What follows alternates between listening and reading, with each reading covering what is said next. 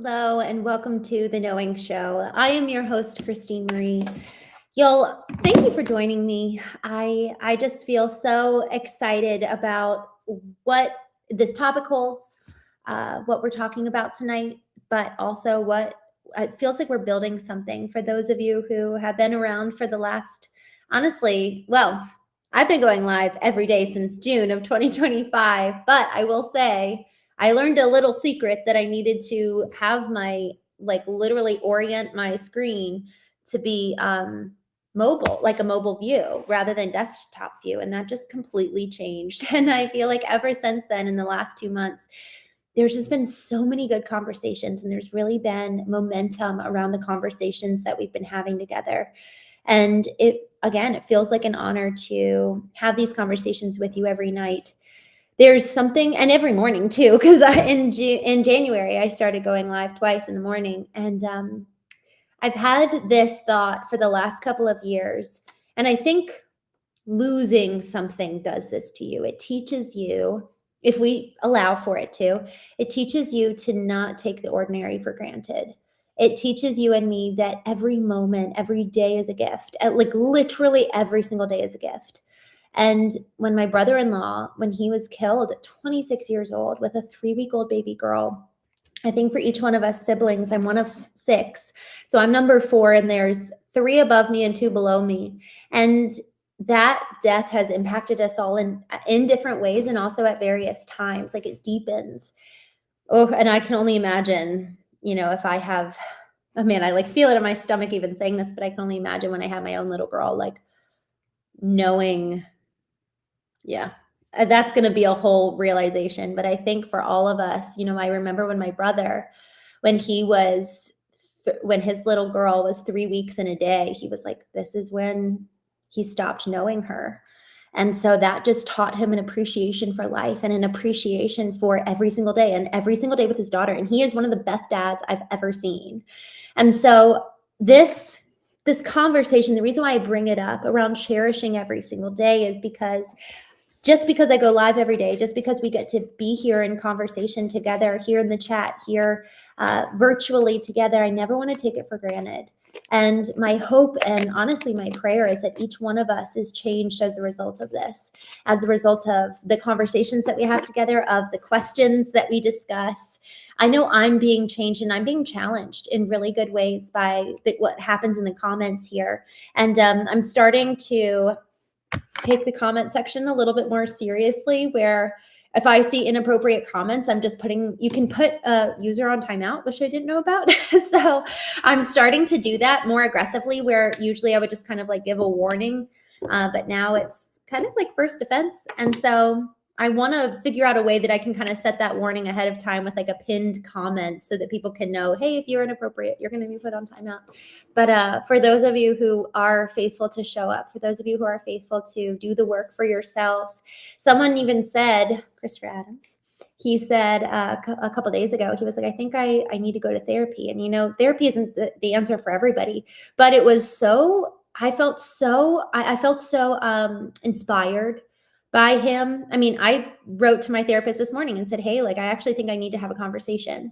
And y'all, this is the goal, is that we're holding up a mirror for each other. You guys are holding up a mirror for me and each other, and I'm holding up a mirror for all of us too. We're all holding up a mirror, because in relationship, that is actually when we get most triggered. And that is when we get we get a visibility into what's going on inside of us and what still needs to be healed. And one of the things that has been really, really fun, and this came from Lender Jr., he suggested, well, he didn't even suggest it. It was like a month ago, and he was like, hey, I can't join you guys tonight. I'm going to be in trivia. And I was like, well, that's fun. And so we started doing trivia night here on the Knowing Show every Wednesday, and it's been so much fun. I had never played trivia in my life. And we got on, and we just literally had a ball, and we're going to start cooking dinner together. I don't know what night a week, but we're going to start doing that. And so I'm super excited for what we're building. It really does feel like there's something here that's really special. And y'all, relationships matter more than ever before. I actually spent about 2 hours reaching out to people in the area, and I was like, hey, I just moved here. I'm looking to establish roots and create community, and I'd love to do lunch with you. Like, can I take you out? And I scheduled my first lunch, and I'm going to host one for multiple people in a couple weeks from now. And I think we need community in this time, in this season, in a way that we've never needed it before, because we've never been this so digitized. We've never been this actually dependent on technology. We don't have to go to the grocery store. Like, we can literally overnight or even same day groceries. We can do the same thing with prescriptions, because there are task rabbits and Uber. I think you can Uber tasks now. I don't know, but I know you can task rabbit, where you can literally have somebody go and pick up things like at a random store at Target if you need. And it's amazing how digital and technical our world is. Yet in that process, we have eliminated relationship. And relationship, man, we were created for community. You know, there's this very fine line that, frankly, I've really had to figure out, and honestly, I'm continuing to figure out to this day. And it changes per season. So this is it. Not being codependent, but still really valuing the relationship that people can bring us. Being interdependent. Interdependent, where it's like two whole people, but they know how to relate to each other, depend on each other in a healthy way. But either way, we're both whole. We're both good. We're both well in and of ourselves. But then when we come together, there's this book called 2X or 10X is Better Than 2X. It's by Benjamin Hardy and Dan Sullivan. And it's very business oriented, but the principle stands. Man, if you're looking to 10X your life, it's going to really clarify who you want to spend time with. And so if you find somebody that 10X is your life, rather than just, oh yeah, you're a 2X multiplier, man, spend time with those people. And guys, that is the goal for this chat. That is the goal for this community. And we are going to be building a community and formalizing it more. In fact, I had a meeting today with someone, just getting really good ideas around what platform to be on and where to spend time. And I'm really, really excited about this, because the goal is that we're 10Xing our life. With every minute we're here, we get 10X return. And even as I say that, I'm like, oh, I gotta deliver. And what a blessing to bring guests in here and have them speak to us. And I'm really excited. I'm excited also to see you guys, like, for everyone who wants to actually participate beyond just the chat. I'm excited to literally see your face and do the work together and learn in real time, as much real time as possible. So with that, with this whole conversation of community, first I'm going to jump in the chat and make sure that we weed out the users that aren't being serious and need to go, like Mike. God bless you. Goodbye. Unfortunately, we don't talk, not unfortunately, we don't talk like that here. So I'm going to go ahead and put you out. Yeah, Wayne says, hi, Wayne. He says, I have few time for fake friends, therefore I have for fake people, therefore I have few friends. So true. Jay, I'm going to put you on timeout as well. Z-Sauce, I put you on timeout. Just doing a quick little audit of things. The man in the hat says, I still tend to go to the grocery store, but for everything not food, I order online. I agree about the grocery store. Frankly, I enjoy it. I actually think that there's something really healthy about human to human connection in that way. Man, and also this is people's livelihood. Like, I actually think that it's important to sustain kind of that interpersonal connection and things like that. All right, I think I got most of these.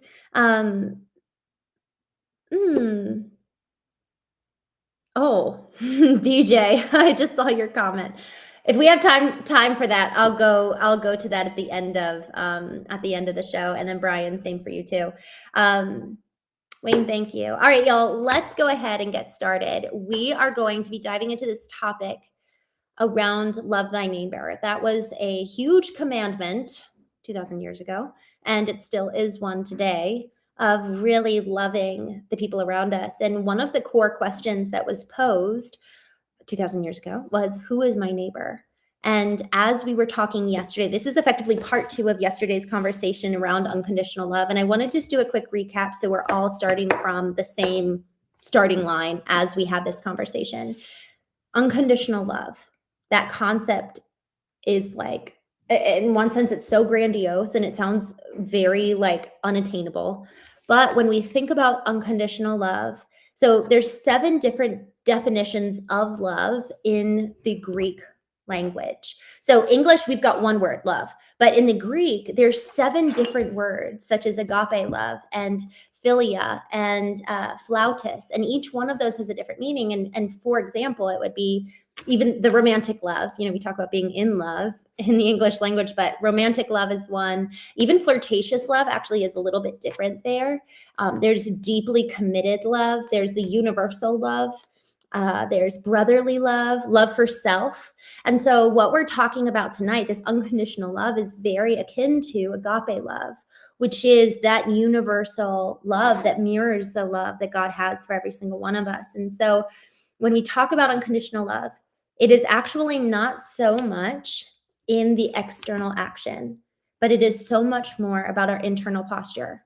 That is, that we have the eyes and mind and heart and spirit towards other people that God has for us and that God has for them too. So when we talk about unconditional love, it is an internal posture. Even yesterday, we talked about some examples of what that looks like manifested. And one of those actually is boundaries exhibited by, the one and only Christ, Jesus Christ. He literally had boundaries.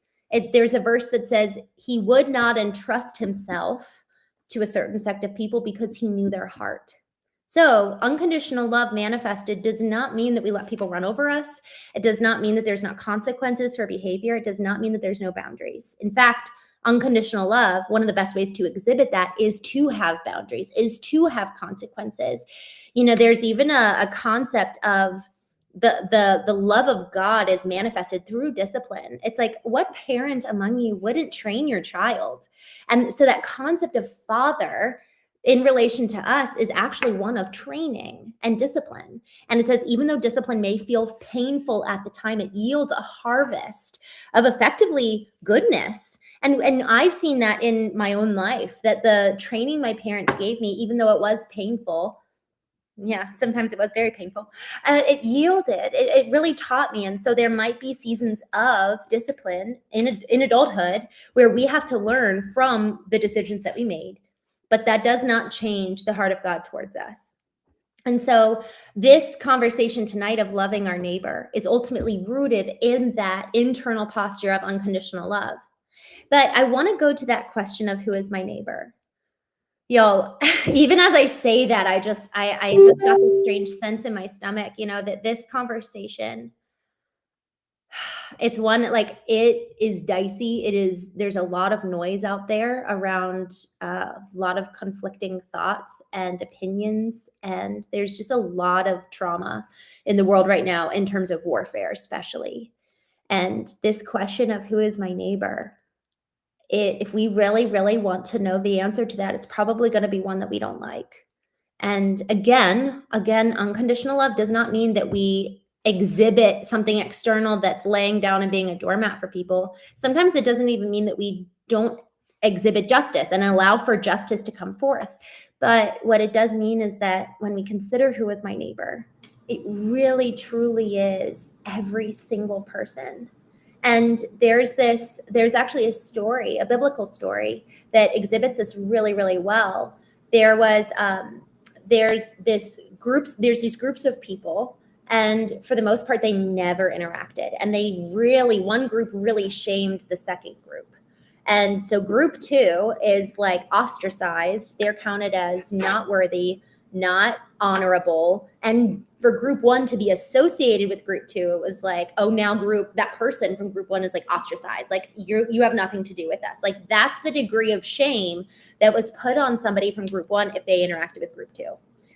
But the story is that somebody from group 2 was like literally dying on the side of the road, and people are walking from group 1. And there's like the most religious, best people of the time of group 1. And they're walking and they see the person and they literally cross to the other side and they're just like, ew. And they ignore the person and then they go on their way. And then another person comes, and this is like a very elite person in the day, like very, very well-to-do, and really, honestly, like most respected in group 1. And he does the same thing as the religious people and cross on the other side and continue on their way. And then you've got another person that comes, and he shows compassion And he goes and actually picks up that person, puts that group 2 person on his own animal and like walks him into town, takes care of him, pays for everything. And that is the example. That is the story that is the depiction of and in response to this question of who is my neighbor. And y'all, we forget that. And we forget that because each one of us is hiding behind a screen and looking at somebody else and judging them and saying like, oh, well, you don't believe what I believe. And then we ostracize and we shame and we walk on the other side and say, I want nothing to do with you. Again, I just really want to drive this point home because I think that the fear is, oh, well, then there's no boundaries.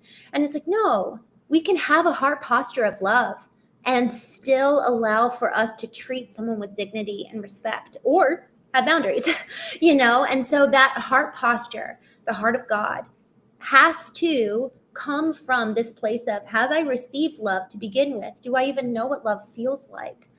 Have I received it to then be able to give it, to have it flow in and through me? There's this amazing quote from a book by Viktor Frankl. He wrote it while he was in a Nazi concentration camp, or it was about that time. I think he wrote it in the concentration camp, but the book is called Man's Search for Meaning. And what he talks about is that in the height of grief, in that time where he just lost everything, he realized he understood love for the first time.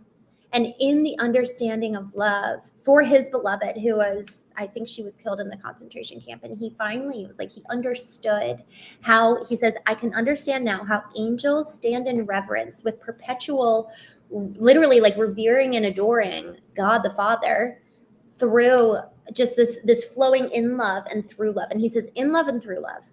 And I just love that concept because when we experience love and it flows in us, now it can flow through us. But if we don't have it flow in us, then it will never come out. So frankly, this week I've really been struggling.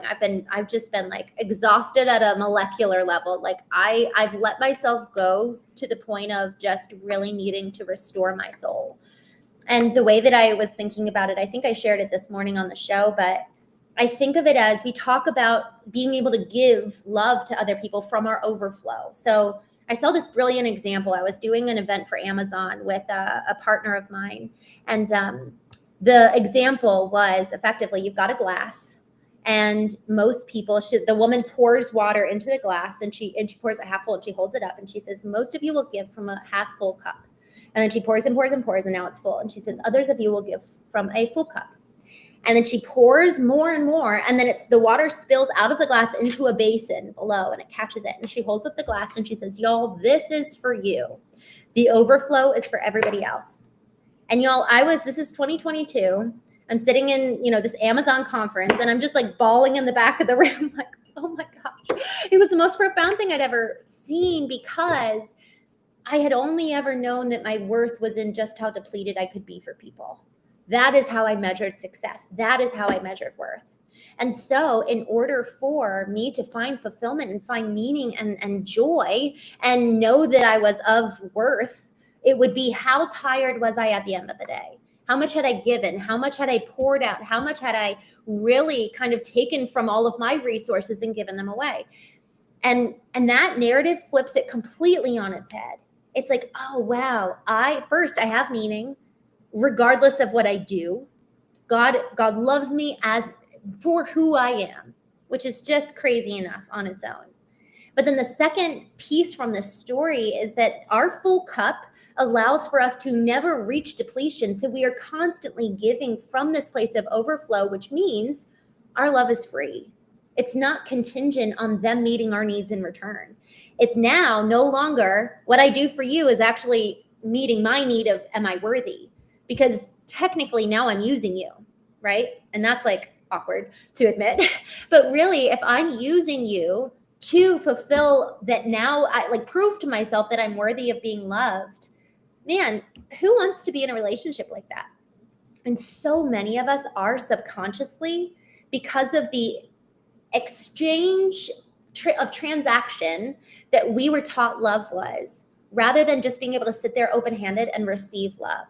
Like, y'all, that is a wild shift. That is a complete colossal 180 of love as we know it, that we get to receive, have love flow in us, and then it will naturally flow out of us. That's the overflow. So if I'm not having a full cup filled with the love that God has for me, then my overflow, one, I'm not even going to have overflow. I'm going to be giving from a half-filled cup, giving from my own store and supply, and then it's going to be corrupted. It's not going to have the purity and integrity of love that could be if it was love filled from a source other than just me, and it was sourced by God himself.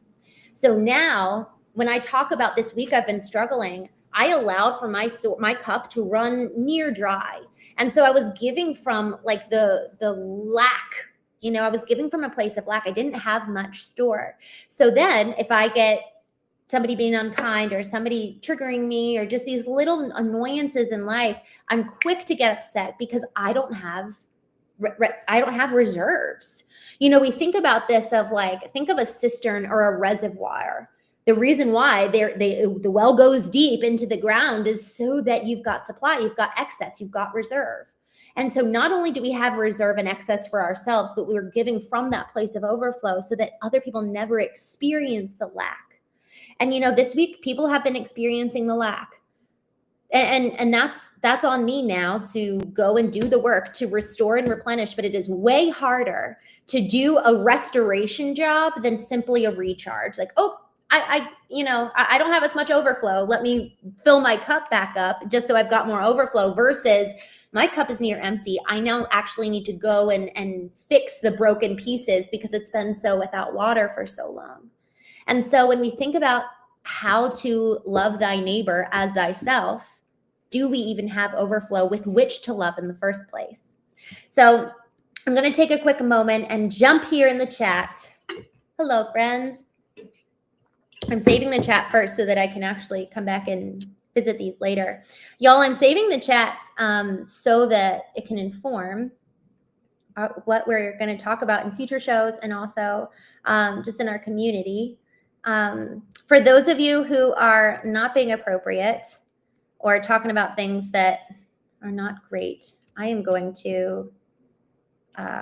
actually going to put you on timeout because I kind of want to get ruthless here in the chat to preserve the integrity of the conversation. All right. All right.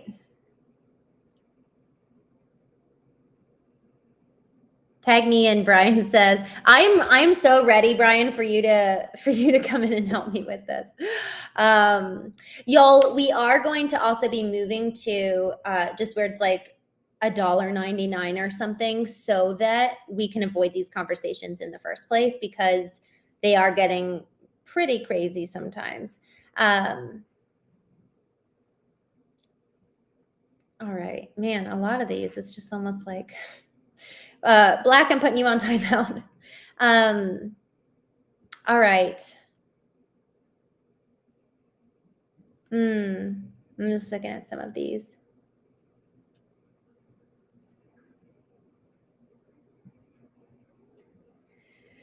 Oh, man, there's a lot here that's just not worth engaging with.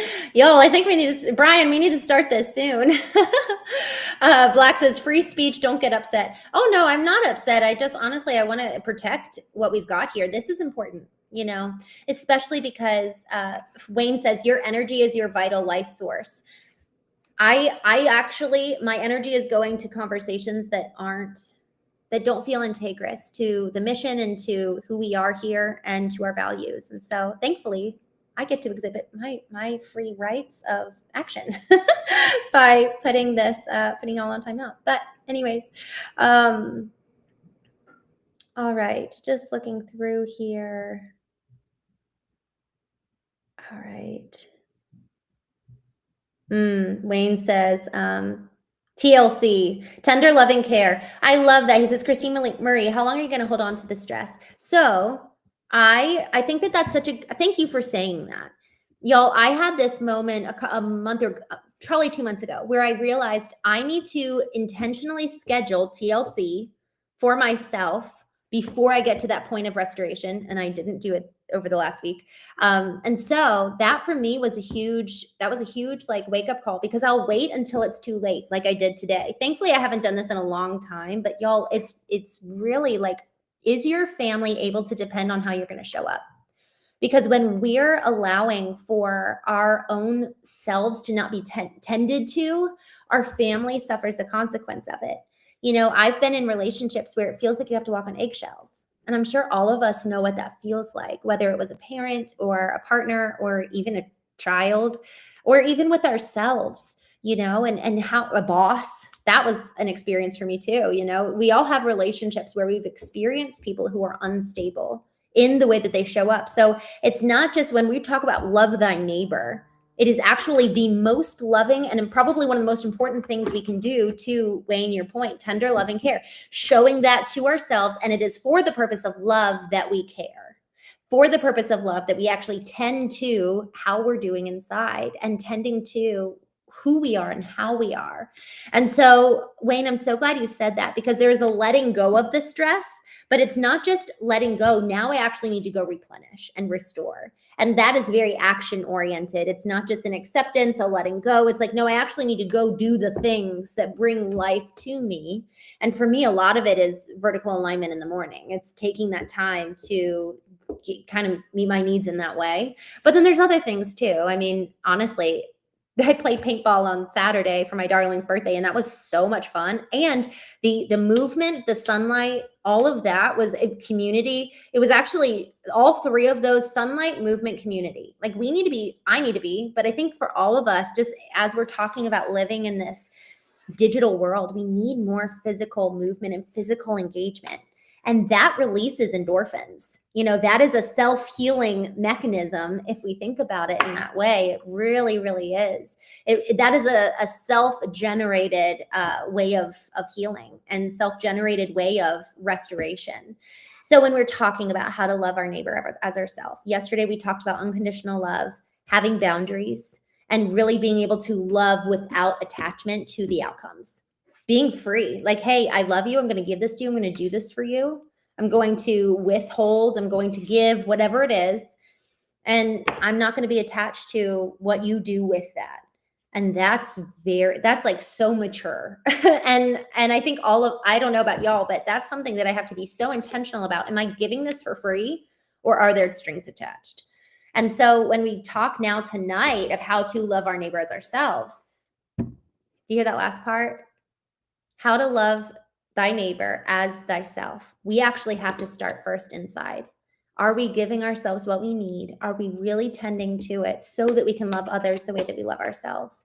That was a commandment. Love thy neighbor as you love yourself. It was presupposing that we took care of ourselves. It was presupposing that we actually had an affection and a tenderness for who God made and this precious being that is you and me. And so, y'all, the more we get clear on our identity, the more we get clear on whose we are children of God. We are brothers and sisters. Each one of us is a neighbor. And the more we get clear on, man, God made me this way. I'm very different, very unique, and really kind of starting to cherish that person that he made in both regards, the more we're going to be able to love people, because we're going to see them as God sees them. But really, we have to see ourselves as he sees us too. Just jumping here in the chat. Love is, I love this. Brian says, love is a complex, multifaceted, and essential human experience combining deep emotional, physical, and behavioral attachment, often characterized by intimacy, passion, and commitment. Wow. There's so much you said there. My gosh. It's so complex, so multifaceted, and so deeply essential. There was a study, I think it was done by Stanford University, of a mother holding her child, feeding him a bottle, and she would be making cooing noises. And, they're maintaining eye contact. I think that's really notable, that when a child is eating, they're looking at their mother's face and eyes. Like, yes, I'm getting my source of life physically, but now I'm getting my source of life emotionally through eye contact. And just a quick note, women actually need eye contact way more than men do. I only learned this a couple of weeks ago. So if you've got a lady, make sure you make eye contact. Or if you're trying to win a lady, make the eye contact. And so what the study proved was that the mother, as she was cooing and really tending to the baby in a really nurturing way, the baby was just normal, like just eating and good. And then when she just all of a sudden would change and just get not mean or angry, but just like completely stone faced, like just no emotion. And the baby nearly immediately would stop eating. It would cut off its own supply for survival, because emotional connection is more important to the child than physical needs being met.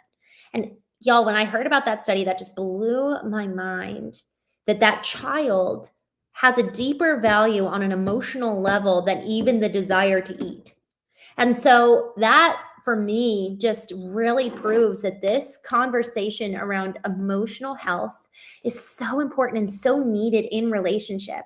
Again, we're taught intellectual intelligence. We're not taught emotional intelligence. We're not taught how to do relationships. And relationships are the fabric of society, the fabric of even human desire. God, the allegory of creation is beautiful. God created man, Adam, and created animals and created this beautiful, like just incredible world. And he looks at Adam after all this time of Adam walking with God and living life with God and feeding the animals. He's got his work, he's got relationship with God. And God looks at him and says, it is not good for you to be alone. He wasn't alone. He had God. Like, how much more perfect could your life be? And yet God says it's not good for you to be alone. And then he created a woman. And so this whole element of physical community is so important. God didn't create a digital world with us behind screens. It doesn't mean it's bad. However, that's not how it was intended to be. And I think the more we can look at and return to the intention, and it's like intentional design. Okay, what was intended for us in terms of how we live, how we eat, how we experience the world and experience each other. Let's return to that. And I love that you said, Brian, it's complex. It's an essential for human experience. I love that. You said it combines the deep emotional, physical, and behavioral attachments. So beautiful. Just scrolling down. Robbie, hello there from the UK. Derek, good to see you. Oh my gosh, Brian, you said cats meow with the same frequency as crying babies. I never knew that. Wayne, yes, all the emotions that your mother goes through, the child goes through. Oof, dude, y'all, make sure you're women and you are healthy. Visub, I'm just gonna put you on timeout. It doesn't sound like you want to be here, so you don't need to be. DJ, super curious about that. Wayne says it's not good for you to be alone. I think we should all take time to heal, but should never stay alone for too long. Yeah, y'all. And I gotta say, us being in relationship, even like with our siblings or just deep friendships, are really meaningful as well. This is just a personal belief. It's not something I want to spread universally for everybody. I'm sure maybe you might need this for you to grow, but I hope not. I'd rather be alone romantically than be with the wrong person, because that is so awful. I'll just say that. Rooted in renewal. What a beautiful handle. Says, serious question, with how much negativity shows up online these days, how do you keep from affecting you while streaming? Oh, good question. There have been 2 times very specifically that I know of that I've felt emotion rise in me as a result of what somebody said. I saw this after I got off. And they said, I was sharing I forget what I was sharing. I was sharing something, I think, very much so in alignment with like what I did wrong in my marriage. And just like how I should have changed and how I should have grown. And I got off. It's so funny. I can feel it now, literally like in my stomach emotionally, like I can feel the, and I got off of the stream, and I saw in the comments, and somebody said, No wonder her husband left her. And I was just like, that's like, I was like, I know. And it was, it's funny because I've always wondered that, and I don't think he left me for that. The thing that I realized, I'll just tell you, it's not anything super secretive, but one of the things that I really did in my marriage was that I wasn't showing up as a full person. I was talk about codependence. I really, really was codependent. I would just be so focused on everybody around me that I wasn't living as like a real full-fledged human being. I didn't have strong opinions or strong desires, and I was just like, whatever you want to do, I'll make it happen and make your life wonderful. And I really did in so many ways. And I was like a phantom. I wasn't flesh. you know and so that got me. Another time that got me was somebody just made an inappropriate comment, and it just kind of pissed me off. And so otherwise the way that I handle it is that I cannot get excited about the good compliments, and I cannot get excited or upset about the bad ones. Whatever people say, I get called out about my teeth all the time, which I never, ever had heard before. I get called out for my teeth. I've gotten called trans before. I've been called a whole bunch of stuff in addition to people being inappropriate. And so I can't let that get to me, just like I can't let people telling me, oh my gosh, you're beautiful. I can't let either one of those impact me. And so it's almost like a numbing in relation to those concepts. However, it does distract me. Especially, and this is where Brian, God bless Brian C., he's offered to come in and effectively like be a moderator and help me monitor the comments. And also, I think one of the biggest things that's really going to help, we are going to have, it's going to be like $1.99 or something where you have to actually join the community before you can comment. And I think that's going to help a lot. And then finally, I'm giving you more than maybe you wanted, but I'm answering your question. I have 2 streams right now. One is the Knowing podcast, and one is Christene Marie _knowing. And frankly, I never intended to really even, I think I just accidentally hooked that up one day when I was going live, and I started growing that channel. And that channel has, I found more meaningful conversations in that chat than on the Knowing podcast. So I'm actually going to stop streaming on the Knowing podcast just completely to really, again, and the reason why we have this like $1.99 per month is to protect the integrity of the conversations. Because y'all, I want us, like I said at the beginning, I want these chats, our conversations, to have us all walk away 10x better than we were. Like, I want that because our time is precious. There is so much competition, and I do not take it for granted that you're here. And it's like the biggest honor of my life. And so I'm committed to me cultivating and me growing, but then also me creating a safety. We talk about, one of my favorite quotes of all time is Theodore Roosevelt's Man in the Arena section of his speech from 1914. And the speech is titled Citizens in the Republic.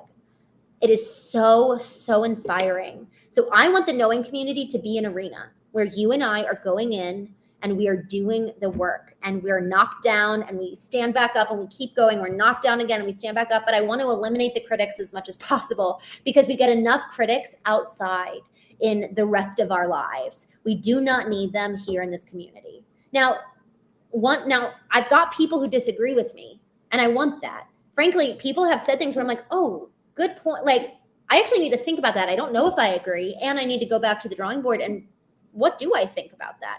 And you know what? I hope we're all doing that for each other. That's the goal. Jordan Peterson says this. He's like, the goal is that you're actually doing it in your own mind, of like taking an idea, pulling it out, looking at it and being like, what do I think? What are all the different ways that I could analyze this? And looking at it from multiple different perspectives. And we get to experience that here and now with each other.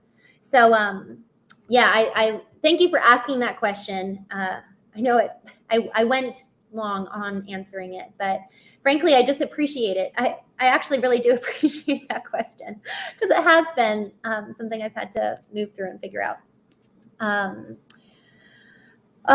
Ryan Beck, thank you for joining. And I am going to, I'm actually going to block you.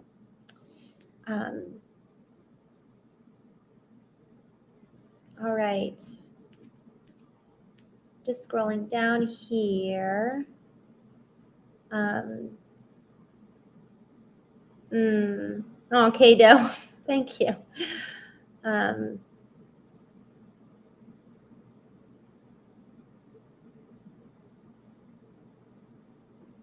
Harris says, what happens when you keep on promise yourself for 61 days? Are you talking about my 61-day challenge?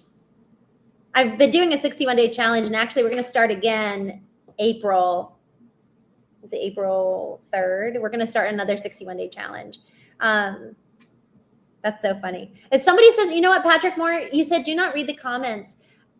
I actually love the comments. I get to know you guys. I get to know what you're thinking about and what you care about. And I want that. I want it to be mutual. You know, I want to grow as a result of this too. And so I have to be able to read the comments in order to do that. So that's just why we're putting additional, I guess you could say, stipulations in. DJ says, also check out If by Rudyard Kipling. Ooh, okay. I'm excited. Rooted in renewal. Thank you. He says, thank you. I appreciate you sharing that. It's refreshing to hear someone speak honestly about it. Well, thank you for asking. It honestly is meaningful that you asked. Usman, I'm going to put you on timeout. I'm sorry you feel that way. Vulnerability expert. Thank you. I actually don't remember who says what. So I'm sure you haven't, but thank you. MD, hello, good morning. Thanks for joining. Do you know anything about Orthodoxy? You know, not much. My uncle actually is an Orthodox priest, and I've been wanting to learn more. I've heard just beautiful things about it, but I don't know much. So I don't know about that. But I'd love to learn if you know. The man in the hat. No, guys, please don't stop. Man in the hat says, I love these conversations. I guess I'm going to be just a listener. Please keep commenting. That's why we're starting the paid thing, so that you guys can comment. I want, like, literally, I really, really want to hear from you guys. And I love the conversations you guys have with each other. Like, I'm not going to be able to answer everything. My gosh. That's terrifying. All right, y'all. Thank you so much for joining. I am going to, DJ, I saw your comment right here at the beginning. What I might actually do is save that for like one of our kind of internal conversations with all of us here in the next couple weeks once we get started. And Brian C. I'm going to save this one for when we're in our community too, because I love that.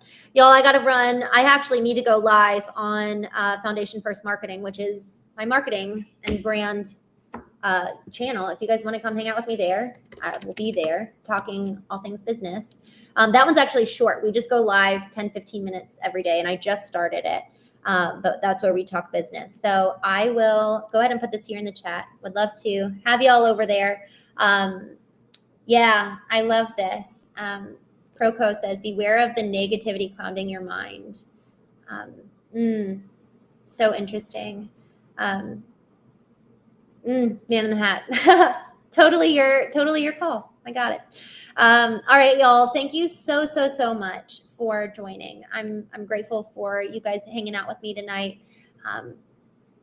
Let's go love people. Let's go love people well. You know, there's a broken world out there, and they really, really need love. And the quality of the love we can give is so often a reflection of the quality of the love which we have received. And we've got really good love being offered to us through God our Father, God himself. And so if we're willing to receive that, that is the love through which we then give to others. And we have to receive it and let it transform us internally before we can have it externally impact others. So thank you all so much for joining. Kevin, Proco, Robert, Harish, Sadie, Jingle, William, Ricky, Brian, Rooted in Renewal, Saul, DJ, Vulnerability Expert, Met, Anthony, Clint, James, Akshin, C. Martin Love, good to see you. Trav, Jingle, guys, thank you, each one of you. I'm really, really grateful you're here. I will see you tomorrow morning, 9 a.m. Eastern. Let me confirm. I'm checking. I feel like, man, you just never know with meetings these days. They'll get you. Okay, so 9 a.m. Eastern. I will see you then. And then I will see you tomorrow night. Actually, you know what? I have a guest tomorrow at kind of a weird time, 1:30 p.m. tomorrow. I have a guest for the Knowing Show. So she's actually from England. So that's why we picked kind of a normal time of day. She won, I think she won 30 under 30. So I'm excited to have her. And then I'll be back with you again tomorrow night, 8:30 p.m. Eastern. So with that, yes, Man in the Hat, that is coming to you. I think it should be going out in the mail tomorrow. So thank you for your patience. We had to order the book and then get the mug and all of that. So, and William won trivia. And so we're sending out his, we're sending out his gift or his prize, I guess. All right, y'all, I will see you tomorrow morning, 9 a.m. Eastern sharp, 1:30 p.m. Eastern tomorrow, 8:30 p.m. Eastern tomorrow. So we've got 3 options. Either way, I hope I'll see you somewhere. Talk to you all soon and have a wonderful evening.